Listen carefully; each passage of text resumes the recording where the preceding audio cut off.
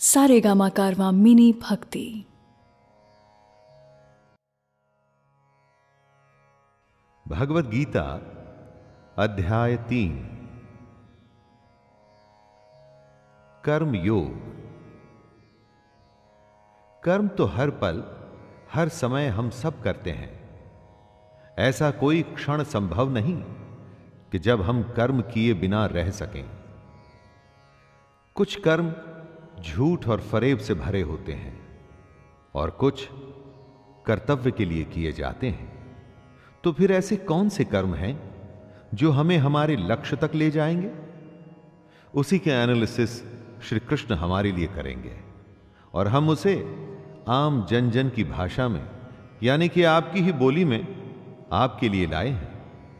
मैं शैलेंद्र भारती प्रणाम के साथ गीता के अध्याय 3 को प्रस्तुत करता हूं। अर्जुन उवाच ज्यायसी चेत् कर्मणस्ते मता बुद्धिर्जनार्दन तत्किं कर्मणि घोरे मां नियोजयसि केशव। अर्जुन पूछते हैं, हे जनार्दन, यदि आपको कर्म के मुकाबले ज्ञान बेहतर लगता है तो फिर हे केशव, मुझे भयंकर कर्म में क्यों लगाते हैं? कृष्ण ज्ञान को कर्म से अधिक बेहतर बताते हैं। तो उस हालत में यह सवाल उचित बनता है कि वह अर्जुन को कर्म करने के लिए, मतलब युद्ध करने के लिए क्यों कह रहे हैं? क्योंकि अगर ज्ञान की ही बात है तो वो तो अर्जुन कृष्ण से ले ही रहे हैं। तो अपनों को मारने के ऐसे भयंकर युद्ध में कृष्ण उन्हें क्यों लगा रहे हैं?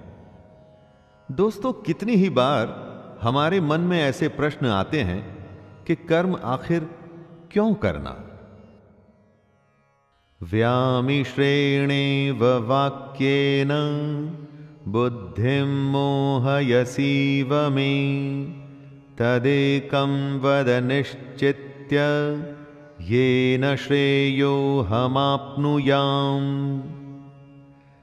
कृष्ण की बात सुन के अर्जुन की बुद्धि मोहित हो रही थी। समझने के बजाय वो और ज्यादा उलझ रहा था। इसलिए अर्जुन कृष्ण से कहता है, एक बात बताइए प्रभु, जिससे मेरी उलझन दूर हो सके। अर्जुन कहना चाहते हैं कि भगवान कंफ्यूज मत करिए, मेरी दुविधा को दूर करके कोई एक बात बताइए जिस पे मैं चल सकूं। कृष्ण ने जो बातें बताई वो गूढ़ हैं, कॉम्प्लिकेटेड हैं, गहरी हैं। ऊपर से देख के ऐसा लगता है कि ये तो बस ज्ञान की बातें हैं, इन पर चलें तो चलें कैसे? यही दुविधा अर्जुन की भी है और कृष्ण उत्तर दे रहे हैं। श्री भगवानुवाच लोकेऽस्मिन् द्विविधा निष्ठा पुरा प्रोक्ता मया नघ ज्ञानयोगेन सांख्यानां कर्मयोगेन योगिनाम्।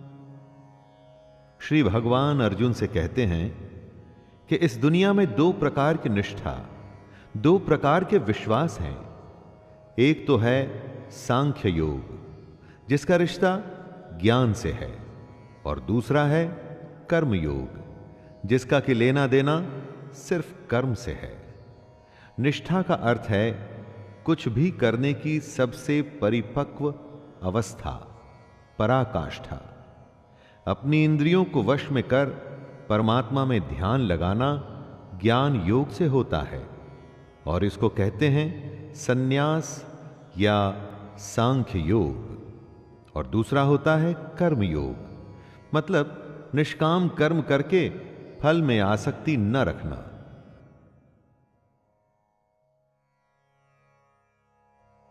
न कर्मणामनारंभान् नैष्कर्म्यं पुरुषोष्णुते न च संन्यासनादेव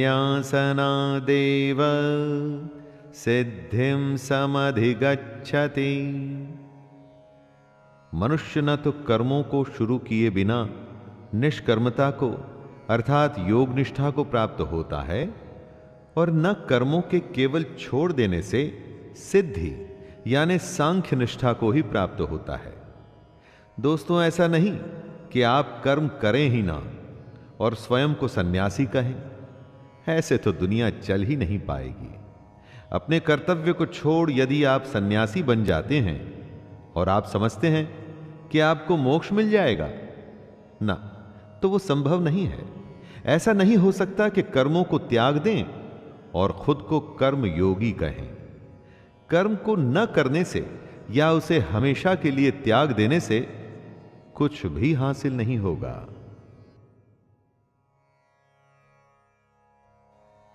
नहि कश्चित् क्षणमपि जातु तिष्ठत्य कर्म कृत् कार्यते ह्यवशः कर्म सर्वः प्रकृतिजैर्गुणैः। ऐसा हो ही नहीं सकता कि मनुष्य किसी भी काल में क्षण मात्र भी बिना कर्म किए रह जाए। हमारी दुनिया ऐसी है, हम चाहें या न चाहें कर्म तो हमें करना ही पड़ेगा। कर्म न करना भी कर्म करना ही है। जिस तरह हम इस दुनिया में आए हैं, जिस तरह से प्रकृति ने हमें, नेचर ने हमें बनाया है, उसका गुण यही है कि हम हर समय कर्म करें। प्रकृति में कभी कुछ रुकता नहीं। सांसें चलती हैं, समय चलता है, जीवन का चक्का चलता ही रहता है। जब तक जीवन रहेगा तो कर्म भी रहेगा। इसीलिए यह आवश्यक है कि कर्म को समझा जाए और समझ के उसे किया जाए। कर्मेन्द्रियाणि संयम्य य आस्ते मनसा स्मरन् इंद्रियार्थान् विमूढ़ात्मा मिथ्याचारः स उच्यते।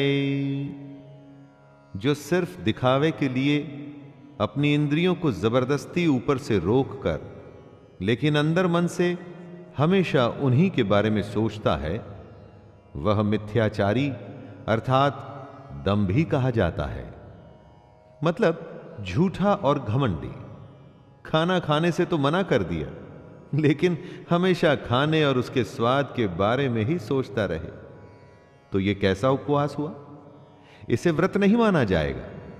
कितने ही साधु सन्यासी आपको मिलेंगे जो कहते हैं कि उन्होंने दुनिया को त्याग दिया है, कर्म को त्याग दिया है, लेकिन अगर उनके मन में इस दुनिया के लिए अभी भी लालसा है, इच्छा है, तो कृष्ण उन्हें झूठा और पाखंडी बताते हैं। यस्त्विन्द्रियाणि मनसा नियम्यारभतेऽर्जुन कर्मेन्द्रियैः कर्मयोगम् असक्तः स विशिष्यते। हे अर्जुन, जो पुरुष सच्चे मन से इंद्रियों को कंट्रोल में कर उनसे बिना लगाव लगाए काम करता है, वो ही कर्मयोग का पालन करता है, वही श्रेष्ठ है। कृष्ण एक तरह से चेतावनी दे रहे हैं कि इंद्रियों को वश में तो करना ही है, परंतु साथ ही साथ मन का उन इंद्रियों से किसी भी विषय से लगाव नहीं होना चाहिए। उसे ही कर्म योग माना जाएगा। जब इंद्रियां वश में होती हैं तो आप कुछ भी करने में संभव होते हैं। किसी भी तरह की कोई बाधा, डिस्टरबेंस आपको आपके काम से रोक नहीं सकती। और अगर आप इंद्रियों के वश में हैं तो चाहे वो स्वादिष्ट खाने की महक ही क्यों ना हो, कोई रूपसी नारी ही क्यों ना हो, आसपास का शोर ही क्यों ना हो, छोटी या बड़ी हर बाधा आपको आपका काम करने से रोकेगी। नियतं कुरु कर्म त्वं कर्म ज्यायो ह्यकर्मणः शरीरयात्राणि च ते न प्रसिद्धयेद कर्मणः। हे अर्जुन, तू केवल कर्तव्य निभा, क्योंकि कर्म न करने के मुकाबले कर्म करना बेहतर है, तथा कर्म न करने से तेरा जिंदा रहना भी तो पॉसिबल नहीं। अर्थात तू शस्त्र उठा और युद्ध कर, अपना कर्म कर, क्योंकि यह कर्म न करने से कहीं अच्छा है। कहने का अर्थ है कि कर्म तो बहुत सारे हैं, लेकिन उसमें से एक चुना हुआ है। उस चुने हुए को ही निर्धारित कर्म कहते हैं। अपनी मर्जी से अगर आप कर्म चुन लेंगे तो उसे निर्धारित नहीं माना जाएगा। आपको अपना कर्तव्य समझकर अपना कर्म चुनना होगा, अथवा जो कर्म आपको मिला है उसे अपना कर्तव्य समझकर निभाना होगा। यज्ञार्था कर्मणोऽन्यत्र लोकोऽयं कर्म बन्धनः तदर्थं कर्म कौन्तेय मुक्त संगः समाचर। इस श्लोक में कृष्ण पूरे समाज की भलाई वाले कर्म को समझा रहे हैं। यज्ञ वो होता है जिसमें सब शामिल होते हैं। कृष्ण कहते हैं, यज्ञ के लिए किए जाने वाले कर्मों से ही ये मनुष्य समुदाय कर्मों से बंधता है। इसलिए हे अर्जुन, तू इच्छाओं को छोड़कर उस यज्ञ के लिए ही भली भांति कर्तव्य कर्म कर। यज्ञ अर्थात समाज और प्रजा की भलाई के लिए किया गया निस्वार्थ काम। हमको भी अपने कर्तव्यों को यज्ञ समझ ऐसे कामों में अपना योगदान देना चाहिए जिससे समाज का भला हो। अगर हम सब अपने काम को यज्ञ समझ उसे सम्मान पूर्वक करें तो सबका भला होगा। इसे ही आप निर्धारित कर्म भी मानिए।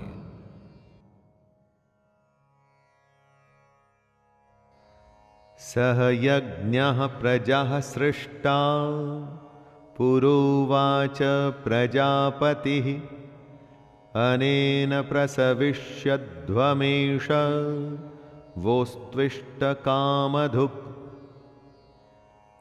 प्रजापति ब्रह्मा ने इस दुनिया की शुरुआत में यज्ञ को रचकर अपनी जनता से कहा कि तुम लोग इस यज्ञ द्वारा वृद्धि को प्राप्त हो, और यह यज्ञ तुम लोगों को इच्छित भोग प्रदान करेगा। घरों में जो यज्ञ किए जाते हैं उन्हें एक धार्मिक कर्म कांड न समझकर उसकी इंपॉर्टेंस समझनी चाहिए। यज्ञ हमारे संस्कारों का एक संगठित रूप है। संस्कार मतलब काम करने का सबसे उत्तम तरीका। यज्ञ से हम हर विधि को, संस्कार को एकदम उचित तरीके से पूरा कर अपने कर्म को शुरू करते हैं। यज्ञ एक तरीके से हमें रास्ता दिखाता है। अगर आगे भी संस्कारों का पालन होगा तो ध्येय अर्थात गोल, हमारा एम जरूर पूरा होगा। देवान् भावयतानेन ते देवा भावयन्तु वः परस्परं भावयन्तः श्रेयः परमवाप्स्यथ। ब्रह्मा कहते हैं कि यज्ञ से सब लोगों को, देवताओं को खुश करना चाहिए, और फिर वो देवता खुश होके हम सबकी भलाई करेंगे। इस प्रकार निस्वार्थ भाव से एक दूसरे को उन्नत करते हुए तुम लोग परम कल्याण को प्राप्त हो जाओगे। यज्ञ तरीका है देवताओं को खुश करने का, और उसके बदले में देवता आपको खुश रखते हैं, आपकी उन्नति करते हैं। इसलिए काम शुरू करने से पहले, कुछ भी शुभ करने से पहले ईश्वर का नाम लेने का विधान है। यही ईश्वर का नाम जब सही तरीकों, सही पद्धति, सही मेथड्स के साथ किया जाता है उसे यज्ञ कहते हैं। यज्ञ को अपने और देवताओं के बीच का एक मीडियम मान लीजिए, जिससे दोनों के बीच संबंध बना रहता है।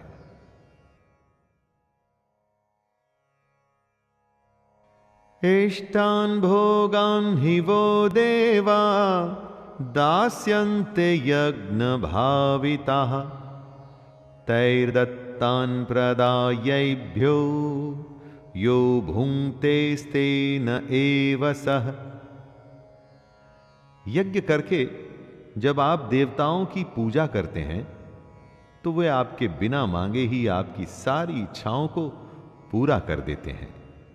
लेकिन जो यज्ञ नहीं करता, उस यज्ञ से देवता को प्रणाम नहीं करता, लेकिन फिर भी अपनी इच्छाओं को पूरा करना चाहता है, उन्हें चोर समझना चाहिए।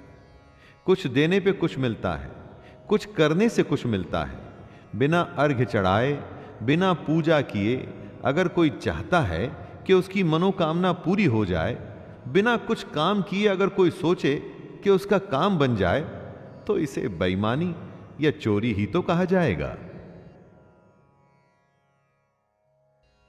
यज्ञशिष्टाशिनः सन्तो मुच्यन्ते सर्वकिल्बिषैः भुञ्जते ते त्वघं पापा ये पंचन्त्यात्मकारणात्।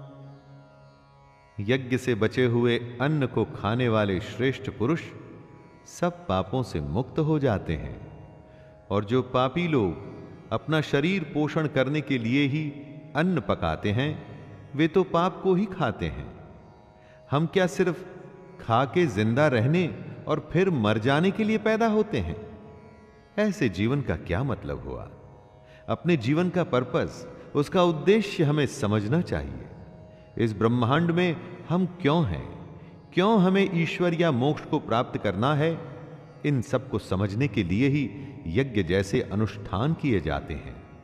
जो लोग यज्ञ या ईश्वर को याद किए बिना सिर्फ अपने जिंदा रहने में ही लगे रहते हैं, उन्हें चोर समझना चाहिए। अन्नान् भवन्ति भूतानि पर्जन्यादन्न संभवः यज्ञान् भवति पर्जन्यो यज्ञः कर्म समुद्भवः कर्म ब्रह्मोद्भवं विद्धि ब्रह्माक्षर समुद्भवं तस्मात् सर्वगतं ब्रह्म नित्यं यज्ञे प्रतिष्ठितम्। अगर अन्न खत्म हो जाए तो सब खत्म हो जाएंगे। संपूर्ण प्राणी जगत, हर कोई अन्न से उत्पन्न होते हैं। अन्न की उत्पत्ति वृष्टि से होती है, यानी कि बारिश, और बारिश यज्ञ से होती है, और यज्ञ कर्मों से होते हैं, और कर्म की उत्पत्ति वेद से।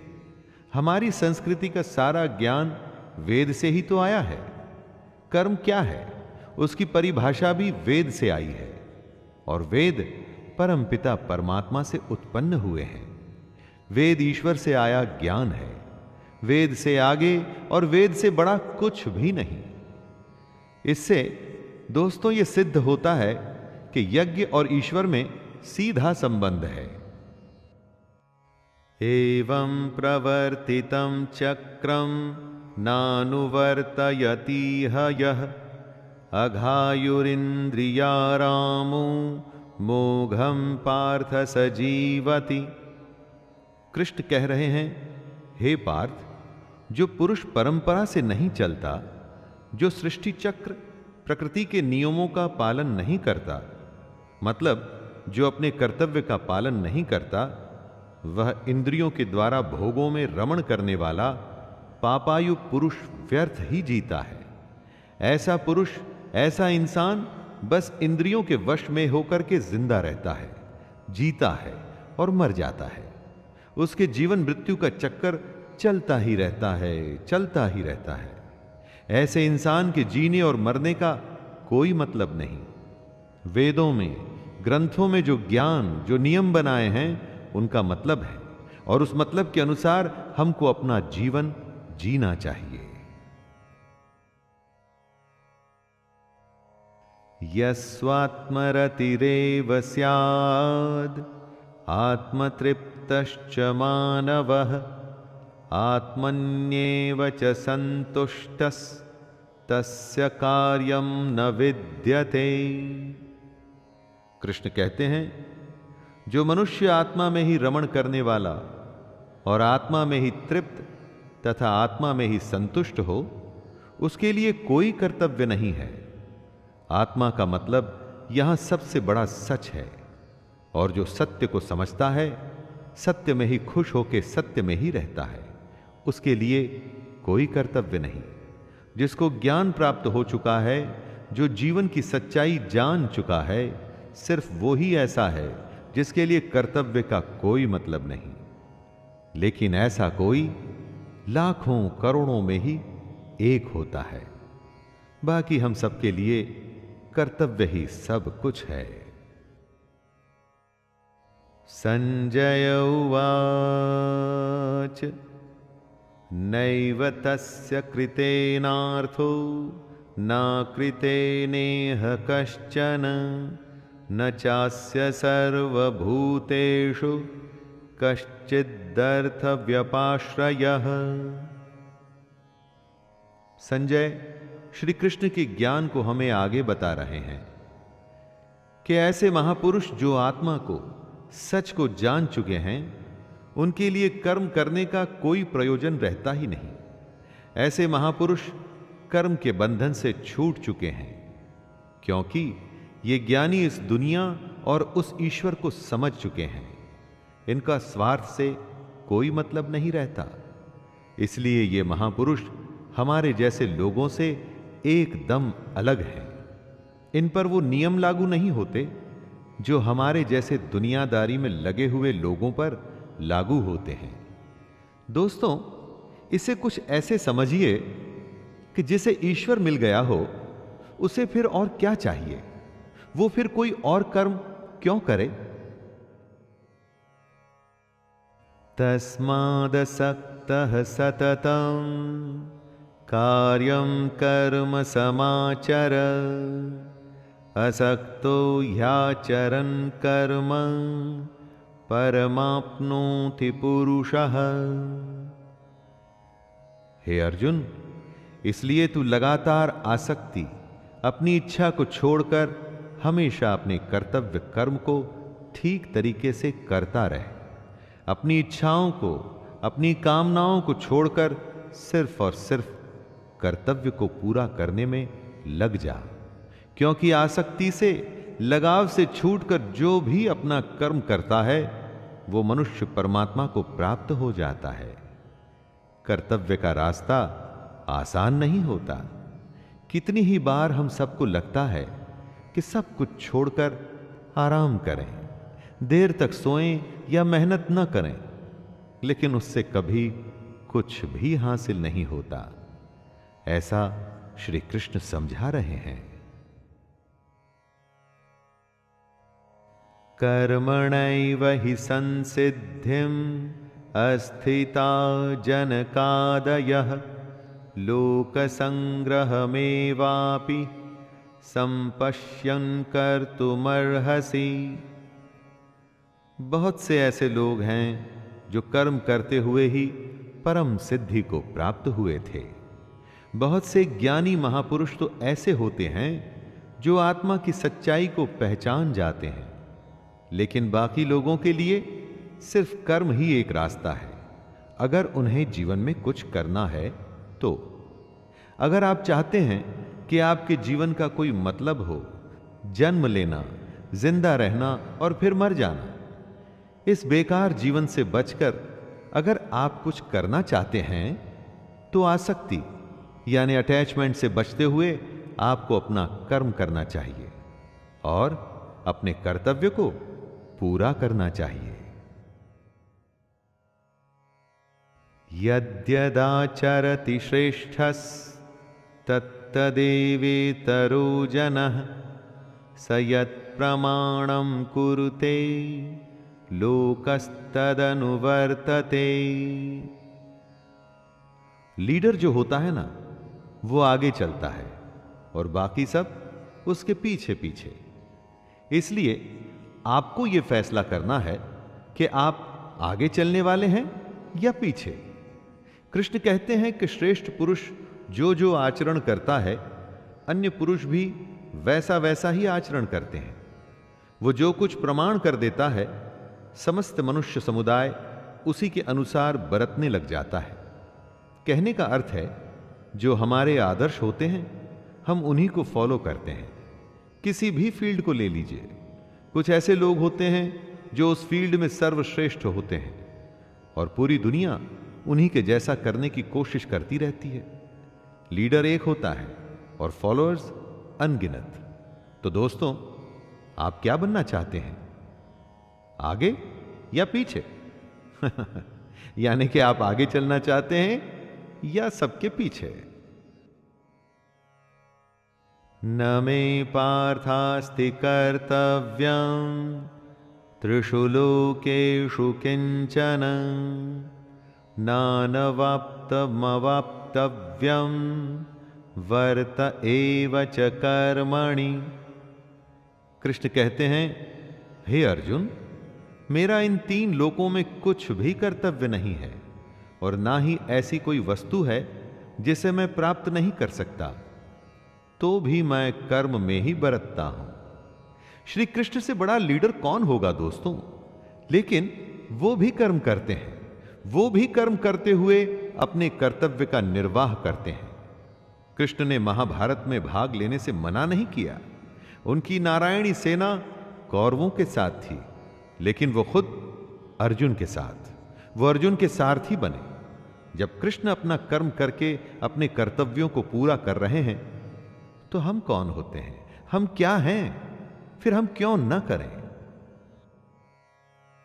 यदि हय्यहं न वर्तेयं जातु कर्मण्यतन्द्रितः मम वर्तमानुवर्तन्ते मनुष्याः पार्थ सर्वशः।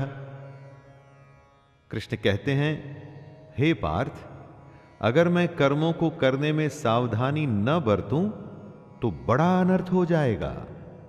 हर कोई श्री कृष्ण को फॉलो करता है। अगर आपका लीडर ही कुछ नहीं करेगा, अगर भगवान ही कुछ नहीं करेंगे, तो मनुष्य तो सब कुछ करना छोड़ देंगे। जो सबसे बड़ा होता है, लीडर होता है, सर्वश्रेष्ठ होता है, सब उसके पीछे चलते हैं। अब अगर कृष्ण ये सोचते कि मैं तो भगवान हूं और मैं कर्म नहीं करूंगा, तो उन्हें किसी और को ज्ञान देने का क्या अधिकार रह जाता? ईश्वर होते हुए भी उन्होंने अपने हर कर्तव्य का पालन किया, कर्म से कभी पीछे नहीं हटे। उनके पग चिन्हों पर ही अब हमें चलना है और कोशिश करनी है सर्वश्रेष्ठ बनने की।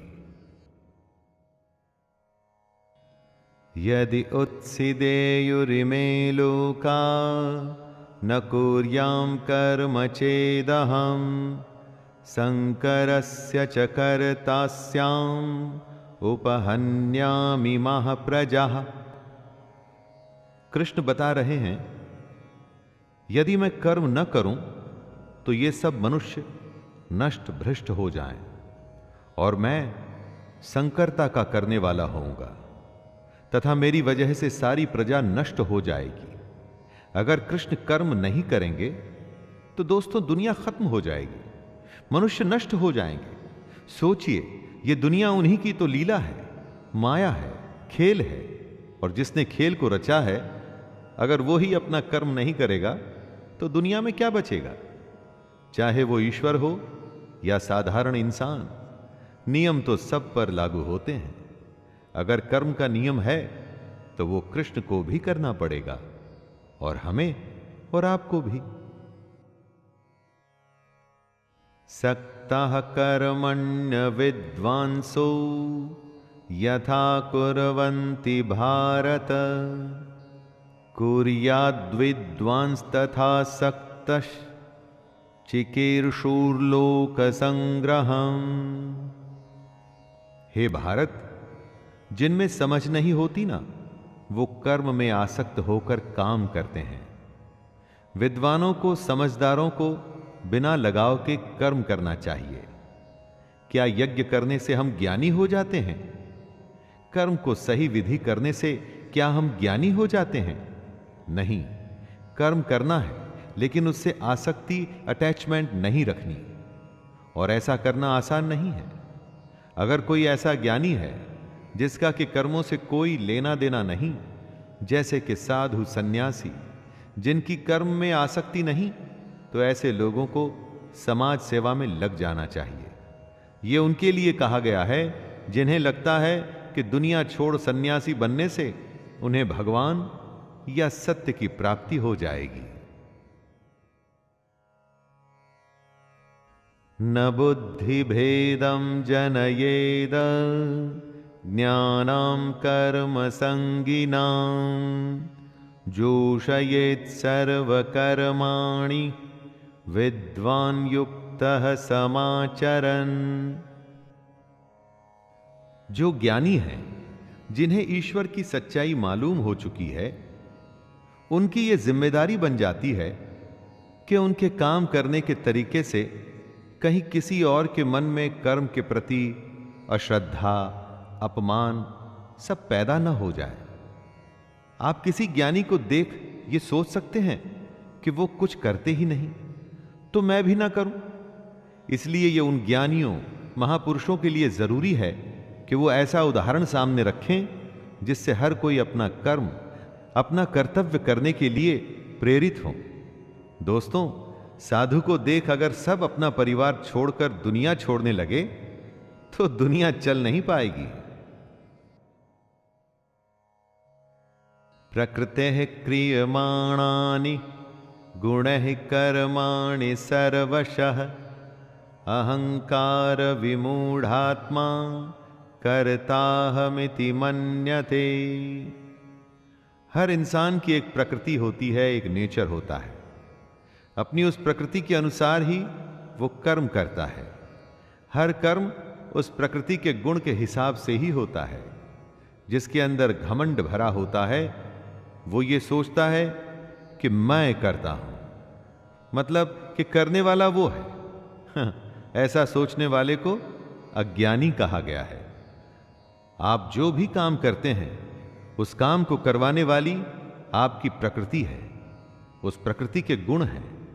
कितनी ही बार ऐसा होता होगा कि गुस्से में आप कुछ ऐसा कर जाते हैं जो आप नहीं करना चाहते थे। वो आपका क्रोध आपसे करवा देता है। सोचिए और समझने की कोशिश करिए कि आपकी प्रकृति क्या है।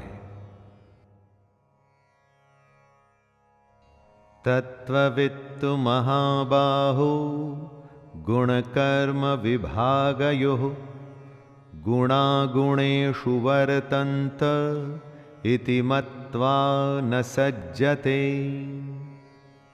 यहां पर कृष्ण ने बहुत ही ज्यादा गहरी बात कही है।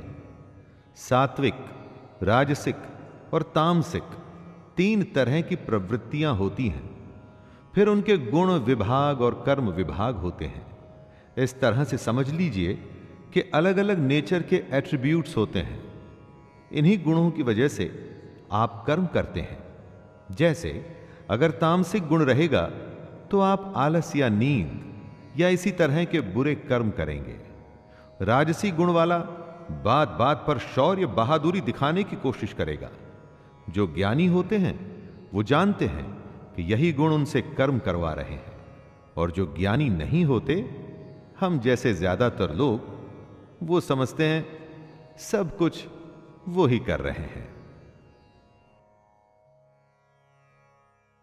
प्रकृतेर्गुण सम्मूढ़ाः सज्जन्ते गुण कर्मसु तान् कृत्स्न विदो मंदान् कृत्स्न विन्न विचालयेत्। कर्म में लगे हुए ज्ञानियों को यह जानना चाहिए कि गुण ही उनसे कर्म करवाते हैं, वो खुद कुछ भी नहीं करते। और जब ज्ञानी इस बात को समझ लें तो यह उनकी जिम्मेदारी होती है कि वो अज्ञानियों को समझाए कि कर्म ही उनका धर्म है। ज्ञानी अर्थात कि पहुंचे हुए लोग, ये लोग जान जाते हैं कि उनके अंदर के गुण आते जाते रहते हैं, बदलते रहते हैं, और इन्हीं गुणों के अनुसार उनके कर्म भी बदलते रहते हैं। इसीलिए वो इन कर्मों को करने वाला खुद को कभी नहीं मानते, बस काम करते हैं और बाकी सब कुछ ईश्वर को सौंप देते हैं। दोस्तों, हमें भी बस कर्म करके बाकी सब कुछ उस पर छोड़ देना चाहिए। मयि सर्वाणि कर्माणि सन्नः यस्याध्यात्म चेतसा निराशिर्निर्ममो भूत्वा युध्यस्व विगतज्वरः। कृष्ण अर्जुन से कहते हैं कि तू मुझ अंतर्यामी परमात्मा में अपने सारे कर्मों को अर्पण कर दे। आशा को छोड़, ममता को छोड़ और दुख को दूर करके युद्ध कर। दोस्तों, अपने सारे कर्म हमें भगवान को सौंप देने चाहिए। कोई आशा नहीं, ममता नहीं और कोई दुख नहीं, कुछ भी भाव नहीं होना चाहिए। तू जा, बस युद्ध कर। इसी को आप फॉर्मूला मान लीजिए सफलता का। जी हां, सफलता का। कुछ भी करने का, आगे बढ़ने का, आशा, ममता, दुख सब कुछ भूल के बस काम में लग जाइए और उन्नति करते जाइए।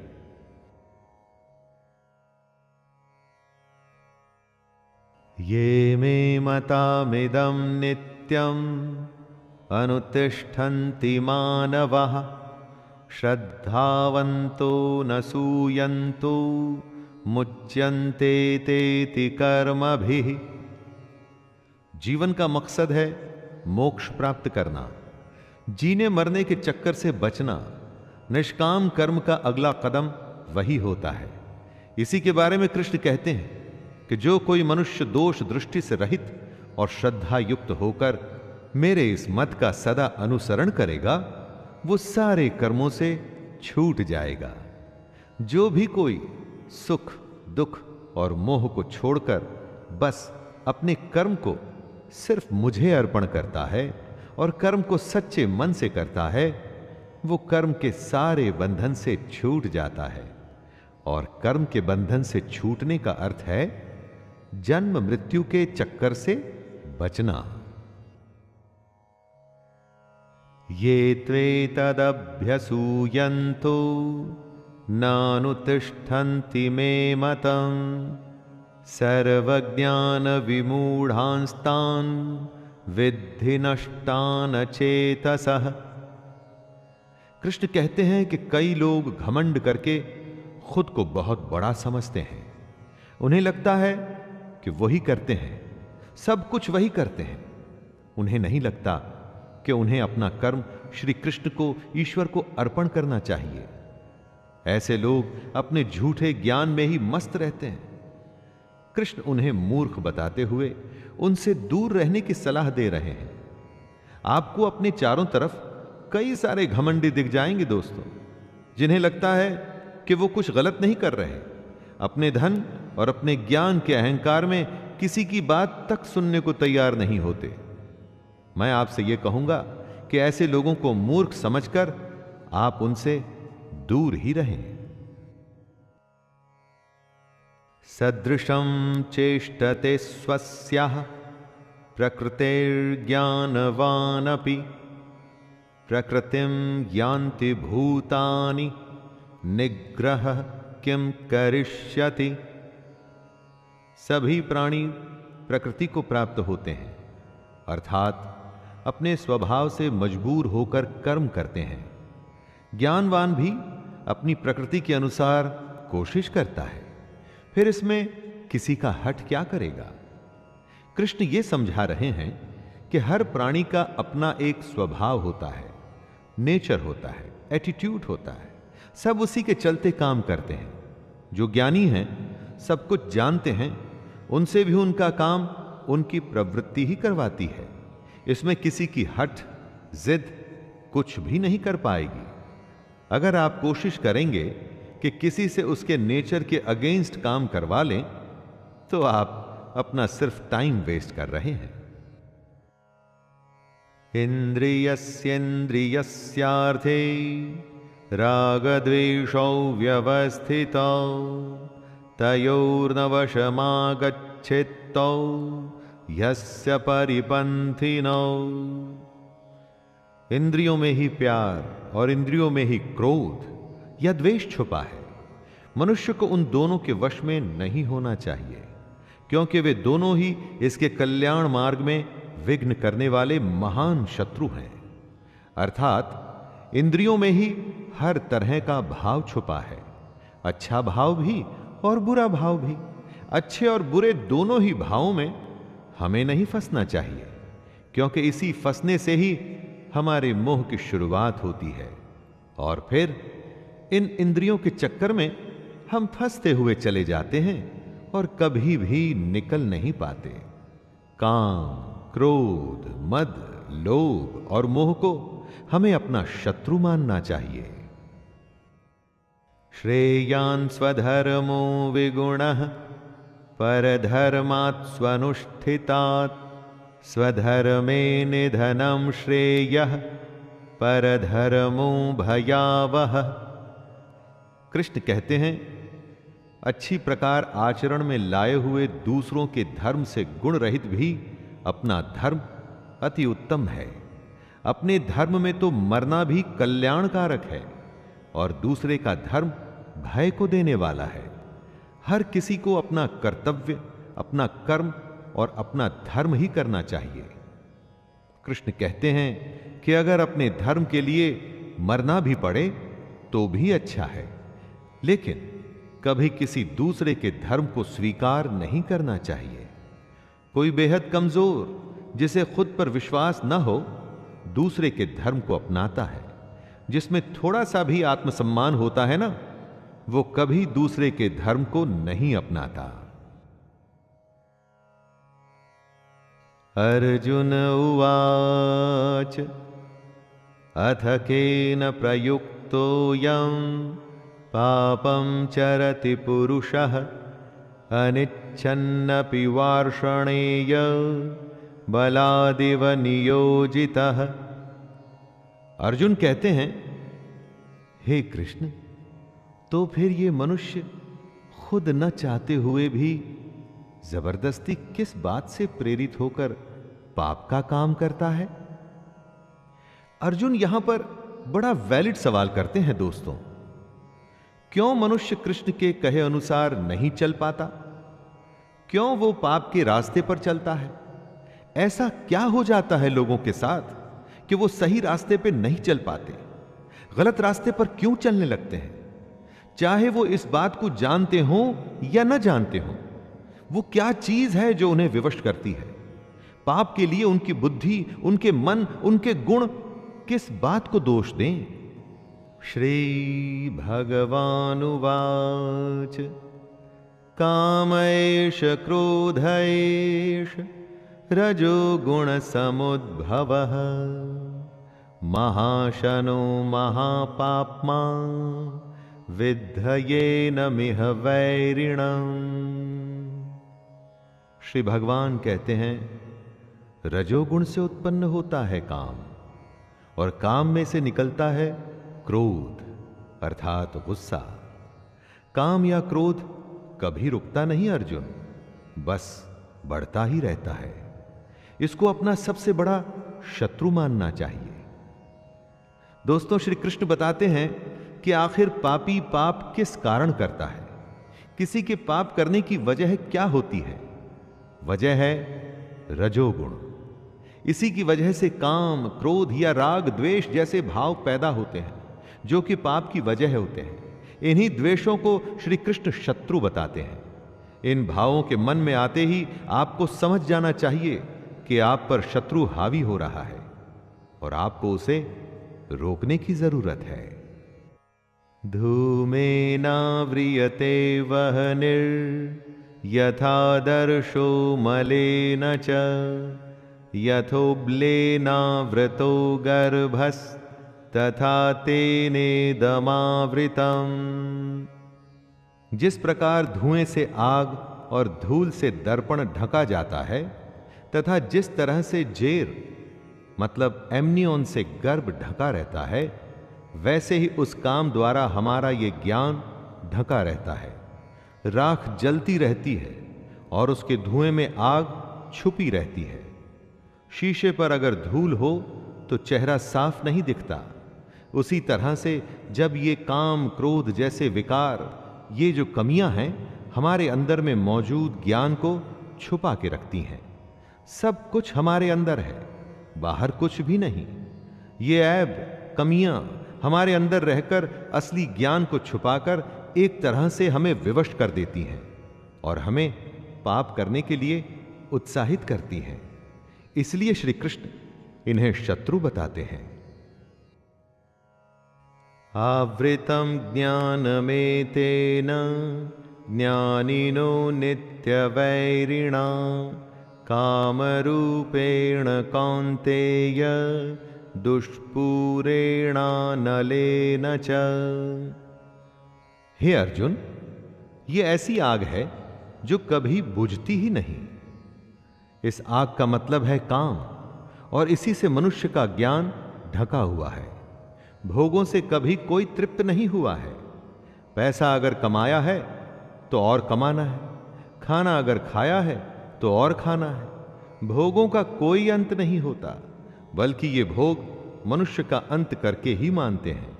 जैसे आग को अगर ईंधन मिलता रहे तो वो कभी बुझती नहीं। इन भोगों को जब आप बढ़ाते हैं तो आप जलती हुई अग्नि में ईंधन ही डाल रहे हैं। काम, क्रोध, मद, लोभ और मोह को नियंत्रण में रखना ही इस आग को बुझाने का एक तरीका है। इंद्रियाणि मनोबुद्धिरस्य अधिष्ठानमुच्यते एतैर्विमोहयत्येष ज्ञानमावृत्य देहिनम्। कृष्ण अर्जुन को समझा रहे हैं कि इंद्रियां, मन और बुद्धि ये सब इसके घर कहे जाते हैं। ये काम इन मन, बुद्धि और इंद्रियों द्वारा ही ज्ञान को कवर करके जीवात्मा को मोहित करता है। काम, क्रोध जैसे विकार, कमियां इंद्रियों, मन और बुद्धि में रहते हैं। ये इनके घर हैं जहां इनका निवास होता है। घर में रहकर ये कमियां घर के मालिक को मोहित कर उसे ही खत्म करने की कोशिश करती हैं। कुछ अच्छा देख मन में लालच आता है। काम पूरा न होने पर क्रोध आता है। इसी तरह से ये कमियां हमारे दिल दिमाग पर कब्जा करना शुरू करती हैं और हम हमेशा इनके वश में रहते हैं। तस्मात्त्वमिन्द्रियाण्यादौ नियम्य भरतर्षभ पाप्मानं प्रजहिह्येनं ज्ञान विज्ञान नाशनम्। हे अर्जुन, तू पहले इंद्रियों को संयमित कर। इस ज्ञान और विज्ञान का नाश करने वाले महान पापी काम को कुछ भी करके बलपूर्वक मार दे। कृष्ण अर्जुन को सलाह देते हैं दोस्तों कि इससे पहले ये काम, क्रोध जैसे शत्रु तुझ पर कब्जा कर लें, तू अपनी इंद्रियों को वश में करके अपने काम, क्रोध को मार दे। ये काम और क्रोध ही हैं जो हमारे अंदर मौजूद ज्ञान को खत्म कर उसमें शंका भरते हैं, हमें हमारे रास्ते से भटकाते हैं। कितनी ही बार आपके साथ भी होता होगा कि कोई जरूरी काम करते हुए आराम करने का मन करता होगा। बस यही वो समय होता है दोस्तों जब आपको अपनी इंद्रियों को वश में करना होता है। इंद्रियाणि पराण्याहुर इंद्रियेभ्यः परं मनः मनसस्तु परा बुद्धिर यो बुद्धिः परतस्तु सः। इंद्रियों को स्थूल शरीर से बेहतर, बलवान और सूक्ष्म यानी कि सटल कहते हैं। इन इंद्रियों से बेहतर मन है, मन से भी बेहतर बुद्धि है, और जो बुद्धि से भी बड़ा है वो आत्मा है। कृष्ण कहते हैं कि हमारे शरीर से श्रेष्ठ हमारी इंद्रियां हैं। सही बात है, किसी भी शरीर को उसकी इंद्रियां पल भर में वश कर लेती हैं, लेकिन इंद्रियों से बड़ा मन है। आप अपने मन से इंद्रियों को कंट्रोल कर सकते हैं, और मन से बड़ी बुद्धि है। गहरी बात है दोस्तों, इस बात को ध्यान में रखिएगा। तो अभी तक सबसे बड़ी हुई बुद्धि, और बुद्धि से बड़ी है आत्मा, और इसी आत्मा को समझने का यह सारा खेल है। एवं बुद्धिः परं बुद्धवा संस्तभ्यात्मानमात्मना जहि शत्रुं महाबाहो कामरूपं दुरासदम्। कृष्ण अपनी बात को समझाते हुए कह रहे हैं कि हे अर्जुन, इस प्रकार बुद्धि से बेहतर अर्थात सूक्ष्म, बलवान और अत्यंत श्रेष्ठ आत्मा को मान। बुद्धि से अपने मन को वश में कर, और हे महाबाहो, तू इस काम रूप दुर्जय शत्रु यानी कि इनविंसिबल एनिमी को मार डाल। बुद्धि से मन को वश में करना है। अगर मन वश में हो गया तो आप इंद्रियों को भी वश में कर लेंगे। जब मन और इंद्रियां आपके वश में हैं तो फिर उसका अगला कदम होगा आत्मा के पास पहुंचना। आत्मा परमात्मा का ही एक रूप है और आपकी बुद्धि आपको आपकी आत्मा के करीब पहुंचा सकती है। तो दोस्तों, ये था भगवत गीता का अध्याय 3 और यहीं पर आज्ञा दीजिए आपके अपने शैलेंद्र भारती को। धन्यवाद। जय श्री कृष्ण।